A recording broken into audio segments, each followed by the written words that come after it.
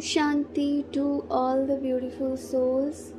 आज 20 मई 2025 की मुरली है। मुरली का सार है, मीठे बच्चे, बाबा आया है तुम बच्चों को अविनाशी कमाई कराने। मतलब अविनाशी कमाई जिसका विनाश नहीं होता। ये कमाई जो तुम करते हो ये जन्म जन्मांतर चलती है, 21 जन्मों तक चलती है। बाकी हम जो कमाई करते हैं वो तो उसी जन्म के लिए होती है। अभी तुम ज्ञान रत्नों की जितनी कमाई करने चाहो कर सकते हो, खुली छूट है। प्रश्न है, आसुरी संस्कारों को बदलकर दैवी संस्कार बनाने के लिए कौन सा विशेष पुरुषार्थ चाहिए? उत्तर दिया बाबा ने, संस्कारों को बदलने के लिए जितना हो सके देही अभिमानी रहने का अभ्यास करो। देह अभिमान में आने से ही आसुरी संस्कार बनते हैं। बाप आसुरी संस्कारों को दैवी संस्कार बनाने के लिए आए हैं। पुरुषार्थ करो पहले, मैं देही आत्मा हूँ, यानी इस आत्मा को धारण करने वाली देह हूँ मैं, तो मैं देही कहलाऊंगी। पीछे यह शरीर है।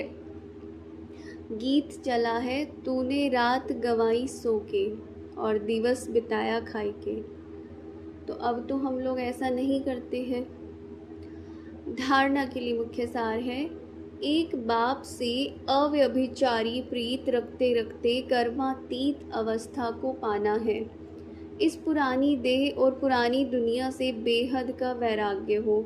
मतलब तुम्हें कोई हद का वैराग्य नहीं करना है कि हद में आके एक परिवार को छोड़ दिया तुमने, या फिर अपना स्पेसिफिक कुछ छोड़ दिया, उसकी एक लिमिट हो गई, हद हो गई। तुम्हें बेहद का होना है कि उन सब चीज़ों के बीच में रहते ही उनसे बुद्धि को डिटैच रखना है। और क्या कहा बाप ने? अव्यभिचारी। व्यभिचारी वो होती है जो किसी किसी की याद करते, एक की नहीं अनेकों की याद होती है, वो अव्यभिचारी है। व्यभिचारी है। और अव्यभिचारी होगा जो सिर्फ और सिर्फ एक से प्रीत रखेगा, जिसका प्यार सिर्फ एक से होगा।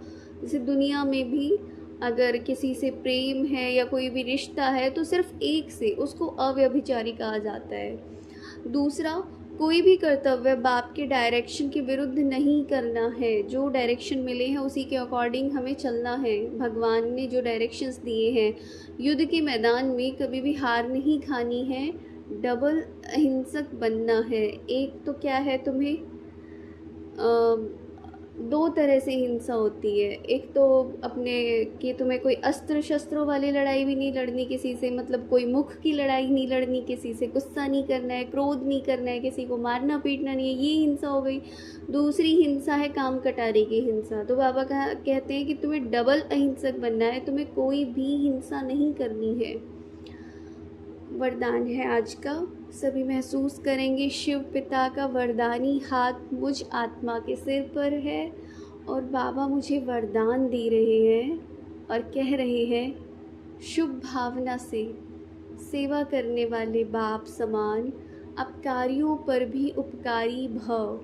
बाबा की हमारे लिए क्या है? शुभ भावना है।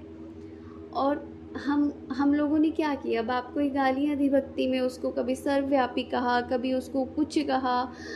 भक्ति में मतलब भक्ति भी छोड़ो तो दुनियावी जब कल्चर में थे तो भगवान को भी गालियाँ देते थे कि सब कुछ भगवान करने वाला है, ये है वो है। लेकिन फिर भी हमारे ऊपर उसने उपकार किया। जब वो आया इस धरा पर उसने सबसे पहले हमें चुना, हमें चुनकर फूल बनाया, हमें उसने अच्छी अच्छी शिक्षाएं दी। एक माँ बाप जैसे कैसे अपने बच्चे को पालना देते हैं, उसको इतनी पैम्परिंग देते हैं कि वो सुधर जाए, वो ठीक हो जाए। हर चीज़ के लिए बाबा ने श्रीमत दी, शिक्षा दी। किस लिए दी? क्या ज़रूरत थी उसे? तुम गुस्सा कर रहे हो, करते रहो, उसका क्या जा रहा है?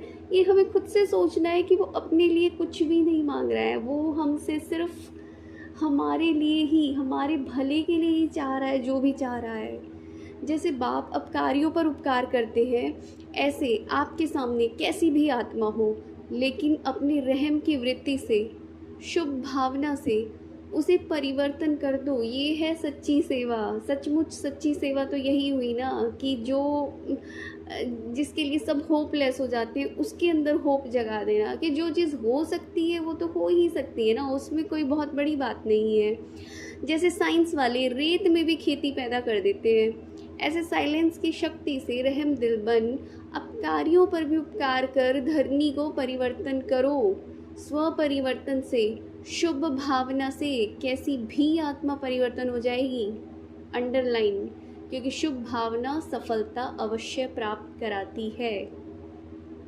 स्लोगन है, ज्ञान का सिमरण करना ही सदा हर्षित रहने का आधार है। अव्यक्त इशारा है आज का। रूहानी रॉयल्टी और प्यूरिटी की पर्सनालिटी धारण करो। तो क्या करना है, आप ब्राह्मणों जैसी रूहानी पर्सनालिटी सारे कल्प में और किसी की भी नहीं है, क्योंकि आप सबकी पर्सनालिटी बनाने वाला है कौन? ऊंचे से ऊंचा स्वयं परमात्मा, कि किसी का टीचर, किसी का गुरु, किसी का गाइड या बेंटोर बहुत हाइयर पर्सनैलिटी हो तो उसको अपने में नशा रहता है। तो तुम्हें बनाने वाला कौन है ऐसी पर्सनैलिटी? स्वयं भगवान।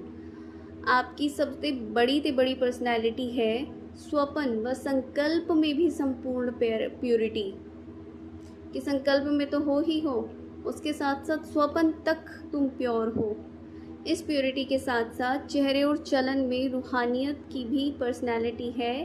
अपनी इस पर्सनालिटी में सदा स्थित रहो तो सेवा स्वतः होगी। अच्छा, ओम शांति।